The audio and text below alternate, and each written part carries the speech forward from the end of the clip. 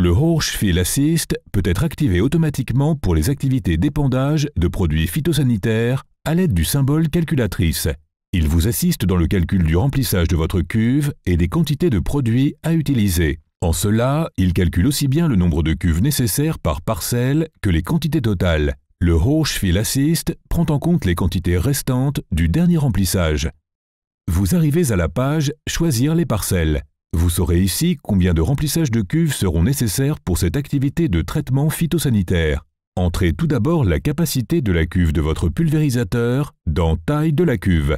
Cette saisie ne doit être effectuée qu'une seule fois. Le programme enregistre la valeur. Cliquez ensuite sur toutes les parcelles afin que le Hochschwil Assist puisse calculer les quantités totales nécessaires de produits phytosanitaires, d'eau et, le cas échéant, d'engrais liquides. Vérifiez que tous les produits soient bien disponibles en stock dans les quantités nécessaires. Enfin, sélectionnez la parcelle que vous souhaitez traiter en premier. Les remplissages nécessaires s'affichent. En cliquant sur la coche en haut à droite, vous arrivez sur l'écran suivant. Vous êtes dorénavant sur la page « Chargement ». En haut s'affiche la surface à épandre.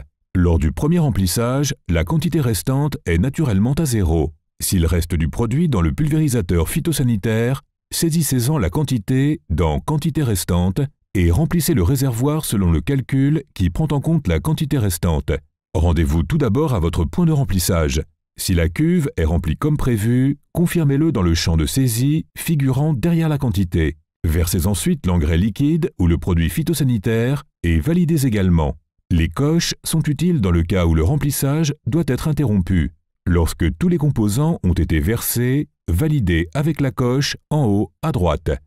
Dans le formulaire « Clore les parcelles », on vous demandera si vous avez pu terminer les surfaces sélectionnées avec la quantité définie. Si vous cliquez « Non », la surface restante s'affiche. Si vous cliquez « Oui », vous arrivez de nouveau sur l'écran « Choisir les parcelles » afin de sélectionner les parcelles suivantes à traiter. Lorsque toutes les parcelles ont été traitées, vous arrivez de nouveau à l'écran « Documentation » afin de clôturer l'activité et la transférer à la plateforme 365 FarmNet.